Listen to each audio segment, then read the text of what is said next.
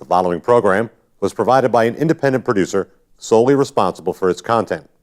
The opinions expressed do not necessarily represent the views of this station, its staff, board of directors, or underwriters.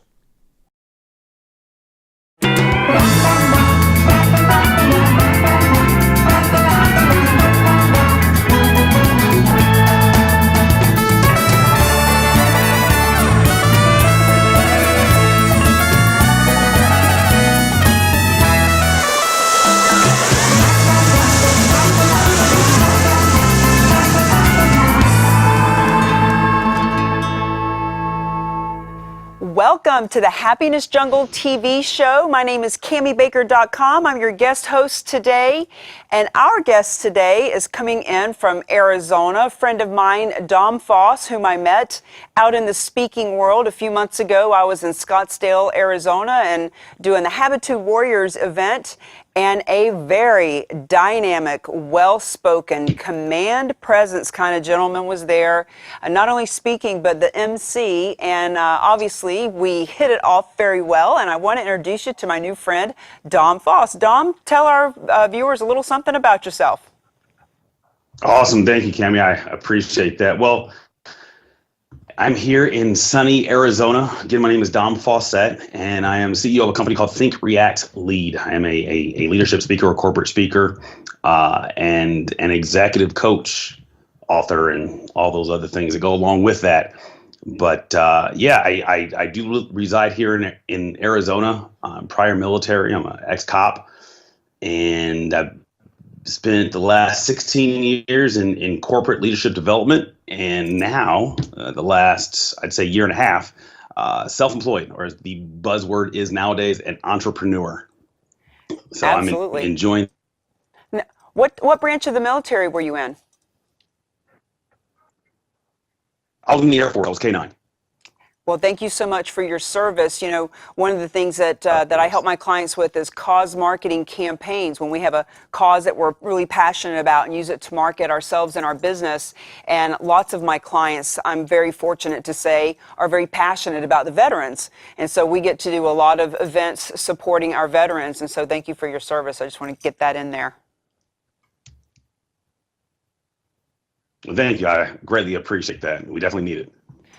So, Dom, I know we're having a little bit of a lag here, but we'll just have some patience with one another with the lag. Share with us a little bit about what in the world brought you from being in the military to you know, being out on the streets, keeping us safe as a police officer, and then into corporate and jumping into coaching. How did all that transpire? I can tell you this, it definitely was not planned. I graduated high school, and both my parents were prior military, Air Force to be exact, and I don't know what that boiled down to. And I did my time in the Air Force, and when I got out, I still wanted to serve in a different capacity, and I applied to a bunch of law enforcement agencies, and I ended up getting accepted into Jackson, Mississippi, as a law enforcement into their police academy, graduated, and I had a good time probably for about the first 6 months, but nothing really prepares you for what takes place in certain environments in certain cities or communities. The stuff that you won't see on TV, stuff that you're not going to see on the news, about on the radio or read in the newspaper, and it changes you as a person. I gained a lot of insight. While I was a cop, I learned a lot about myself, what I was made of, what I wasn't made of. And then I found myself kind of going down this dark hole of non-emotion, lack of feeling, lack of compassion or understanding for the world. Just because I was unfortunately or fortunately, I saw things that just stick with you for a long time, and I was in a position where I could have taken a guy's life because he was armed, and obviously I had to do my job. I opted not to, and long story short, effected the arrest. But after that, I didn't want to be put in that position again. His kids. So I put my 2 weeks notice in, and I used my leadership acumen to land a pretty decent job in a sales position in the corporate space back here in Arizona. And I just climbed the ladder with different companies. I never stayed at one company longer than 2 or 3 years, just because I would feel stagnant, and I always had to move. And then I got to a point where I felt that I had done enough in the corporate space, and I, on a whim, decided to write a book. I published it while I was in the corporate space, and it became a best-selling author. Then I started a podcast, and I was doing all of these things as though I was a full-time entrepreneur. And the way I was able to balance that for those of your listeners that have what they call a side hustle is, one, I never referred to it as a side hustle or side anything. I looked at it as a full-time thing. And what I would do, I'd wake up at 5 in the morning, I'd shower, I'd do my thing, I'd go to work, I'd come back home, probably about 5 o'clock, I'd lay down in my bed for about 15 minutes, get up, take a shower. So I repeat the same process that I did in the morning, because my body knew that once I laid down, once I got up, once I got in and out of the shower, my body registered that as a new day. So from like 6 to on developing what is now Think, React, Lead. And I did that for about 2.5 to 3 years and had a pretty decent following, social media platforms and client growth and speaking. So I just one day I just decided to leave. Left on great terms, and I don't regret it. Now, 2 weeks into me leaving, I lost all of my clients and had a couple speaking gigs cancel, and my bank account dried up. But that's what stories are made of. Well, I love what you're talking about with how you positioned yourself. It was your side hustle, but you didn't let people know it was your side hustle. And I talk to people about that all the time. Like, when I was in real estate, there would be real estate agents that were part-time. And I would tell them, don't tell people that you can't show the house because you're at your job, you're at work. Tell them, you've got another appointment. You just can't make it at that time. There's another appointment.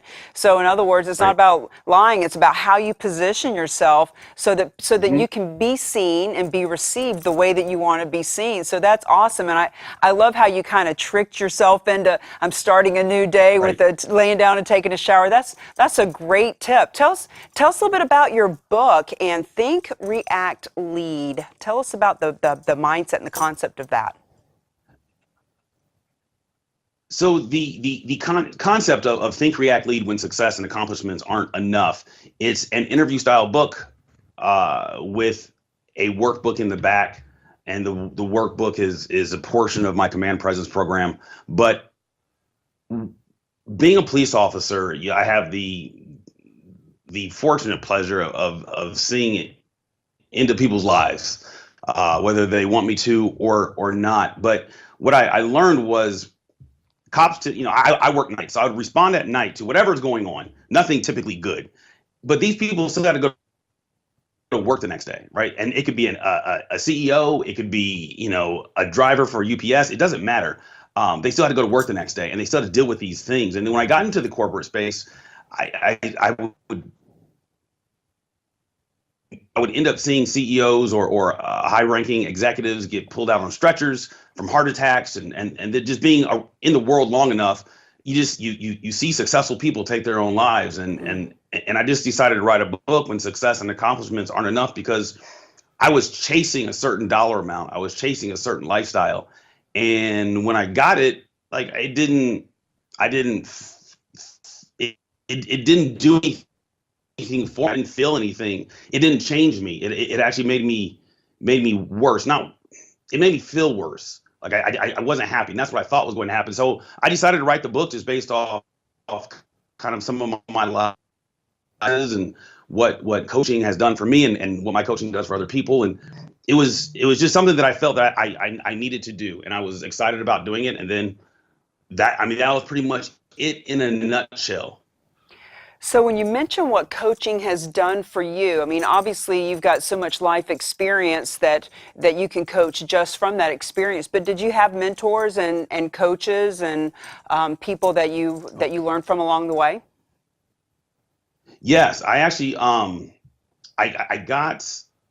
always had mentors, and I started paying for coaching years back, because I just found value in it. I realized that when I would ask questions to people, they would be limited in the attention that they gave me. But when there was a dollar figure attached to it, they'd give me their full attention. And I never planned on being a coach. It wasn't, I planned on just climbing the corporate ladder, and I got certified as a coach so I could better coach my direct reports. That's the only reason why, because I needed something fresh, something new, something unique that wasn't your standard corporate jargon. And what I found was I never got a coach that shared my background. So I never had a coach that was a veteran. I never had a coach that had the same life experiences as me. My first coach was a woman, and the diverse perspectives that I learned from her, I was able to apply to my life. Because granted, yes, I do have a lot of life experience, but my experience is very linear because they're all of those jobs, law enforcement, military, K-9, cop, leadership, development, they're kind of the same. And I needed something that would cross-sect that. And I had coaches from religious groups, from different perspectives. And for me, that was beneficial. And I always tell people, don't ever hire a coach that looks like you, acts like you, thinks like you, is the same, if you can avoid it, gender as you, because even if it's just for 90 days, you're going to gain a perspective that you cannot gain on your own. I love that. I love that you bring that perspective to it, and how you talked about how, there came a point where you started to actually invest in coaches. I say all the time, people who pay attention, people who invest are invested. And there is such a psychological thing that happens when we are willing to invest in ourselves. I know every time I've hired a coach, just the action of taking that credit card out and swiping it, just Right. in that moment, things start to happen. Because for one, I realize, what? I'm worth it. No matter what happens here, I believe in me enough to invest in myself. I'm ready to pony up the cash, and I know that when I've invested, it's helped me to step up. $25,000 investment in one coach for 6 months. You bet your booty you show up for the call, and you don't make excuses, and you do the homework. And I love your perspective on having somebody that's a different gender, different than you. So you want to have different people, but you also want to have people that are an expert in their field. I say all the time, don't hire a financial advisor that's broke as a joke. Don't hire a physical trainer who's out of shape and smoking cigarettes, and don't hire a coach that's Right. not being coached and it's not coachable. So you mentioned that you had a female coach. What other kind of coaches have you had? So I've had a woman coach. I have had what I call a civilian coach, somebody who's never been in the military. For me, when I find a coach, I look for somebody that's not intimidated by me, somebody that I can't shake up. But I also look for somebody who's non-military, just because our conversations are going to be very, very dialed in along the same lines of things that I've heard before. I've had an atheist coach, which I'm atheist. My coach now, I've had a coach that worked for Google. And I have no desire to work for Google. So it's just, I've made it a practice now to make sure that the 5 people closest to me that don't, and I'm not talking about coaching, just associations, the closest 5 people to me do not look, sound, act, think, or believe the same way I do. That way I don't get comfortable. And I'm always learning about people. That's awesome. I hear that. And so what about the people that you coach? Talk to us a little bit about what they look like. Like, who are they? What do they typically do for work? What are they wanting to accomplish by working with you? So the last 3 clients that I had, one was from India. He was in real estate. Another guy was in real estate from Texas, and a good old boy. So I would have never guessed that he would have sought me out, but we had a lot of similarities. And then I had a female client who was a global executive. And when you say that you never would have All guessed. for an increased level. No, this. So being a cop in Jackson, Mississippi, you meet some of the truest Southern good old boys. And these are guys that you hit a deer on the side of the road, it's going in the back of their car, their truck, and it's going to be skinned by the time the sun goes down. Yep. I grew up in California. I'm a kid. So my path never typically crossed with individuals like that. And I didn't know that. I would have never thought that my polished suit wearing brand on social media would resonate with that type of person, because typically those crowds don't mix. But what he saw me speak once, and I'm a little assertive in my speaking, and that's he needed something. And we're still friends to this day, but they come to me for this increased level of confidence. They're already confident on their own, but there's just some tweaks, because what happens is some people become so confident, but it's really arrogance, because they're pushing to prove a point to somebody, as opposed to just being very comfortable and being confident from that standpoint. And my confidence comes from serving others. It didn't, from a social standpoint, from a societal standpoint, the weaker I became, the stronger I was perceived. So the moment I began to let go of my past military experience, let go of kicking in the doors and all the things I did as a cop, on being the best father, being the best husband, being a leader at home, before I tried to be a leader outside of the home, right? And become vulnerable with my direct reports, dialed in conversations with them, and seeing past myself. The moment I started doing that, I stopped having nightmares. As I dealt with PTSD,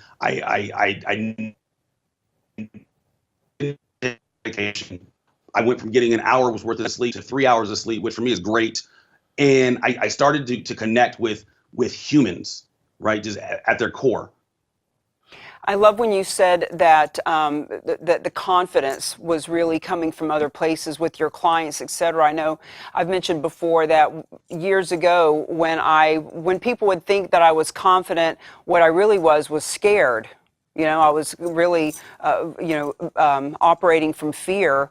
And when I was out networking and being assertive and aggressive, and what some people would see as confidence, others would see as arrogance, et cetera, was just flat out fear of not being able to succeed and wanting to be able to be better than the man that I was competing against, or just all that stuff that goes on in our head. I have a client right now who, if you met her and knew what she does for a living, you would think, wow, this person's really just totally all together and got the world by the horns.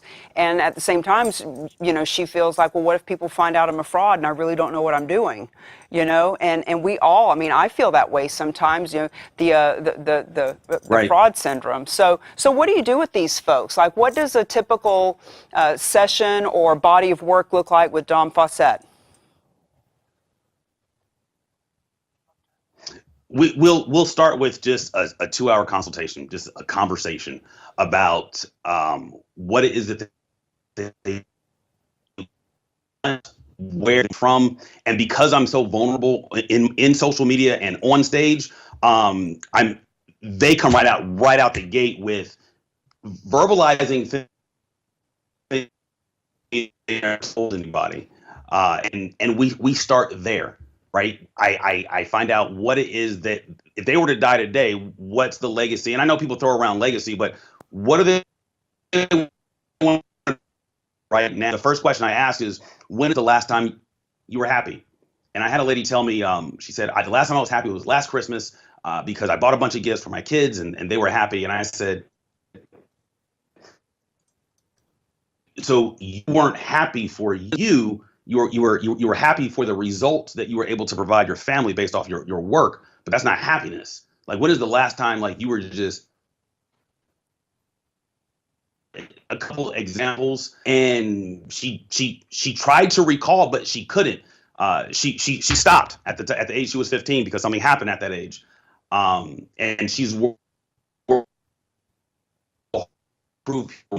and she got her joy from other people. But I said, ma'am, your youngest child is 16. He's a boy. He'll be a man in about two years, and he'll probably go the same path that your other two sons have. And then what? You're by yourself, or you end up controlling his relationships and ruining that for him. And longer than 3 hours. We engage a 6-month coaching process, and we started with. I like to start with fun. A lot of coaches don't do this. What I found worked for me. I was coming home and sleeping in my closet. Like, it was me, my Glock, and I was in my, on the outside. I had the nice car, I had the nice job, I had come home and sleep in my closet. I was afraid of my own shadow because I couldn't handle my nightmares. I've never done drugs, I've never drank, so I didn't want to go down that path. But I knew that if I did, it's a wrap, like, it'd be done. And she suggested that I do one thing that puts a smile on my face that I can recall as a kid, and that thing was skateboarding. And to this day, I skateboard, and it just put. You can't be mad. It's weird. So I started going to the movies by myself. I started treating myself to dinner, and I started traveling by myself. So I find things working with my clients, like, what do that's fun. And what's crazy is that is one of the hardest parts of the process for a lot of my clients. They can't break that perfect. It's a fallacy. Like, they can't break this person that they've taught themselves to be, and that can take time, and some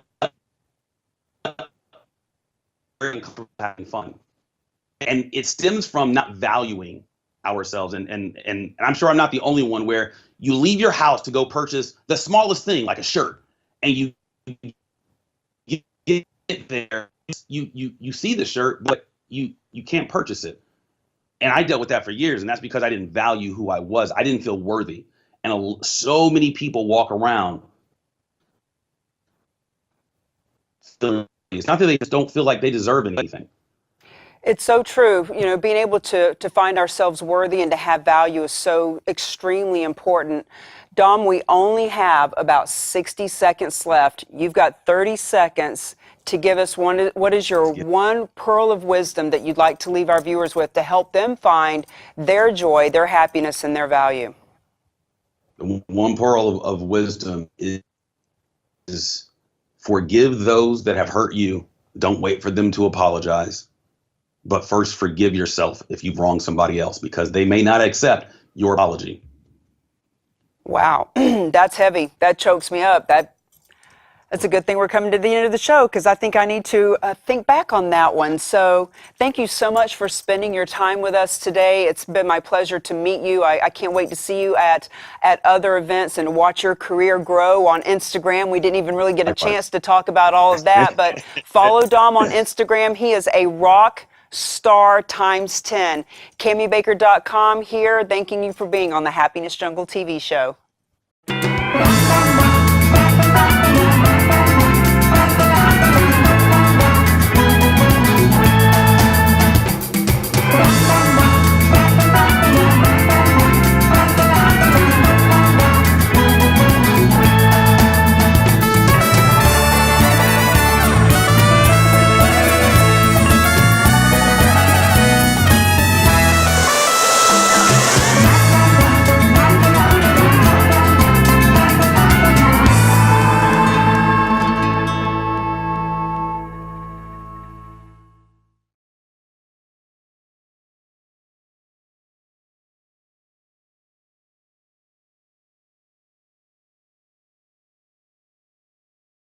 The preceding program was provided by an independent producer solely responsible for its content. The opinions expressed do not necessarily represent the views of this station, its staff, board of directors, or underwriters.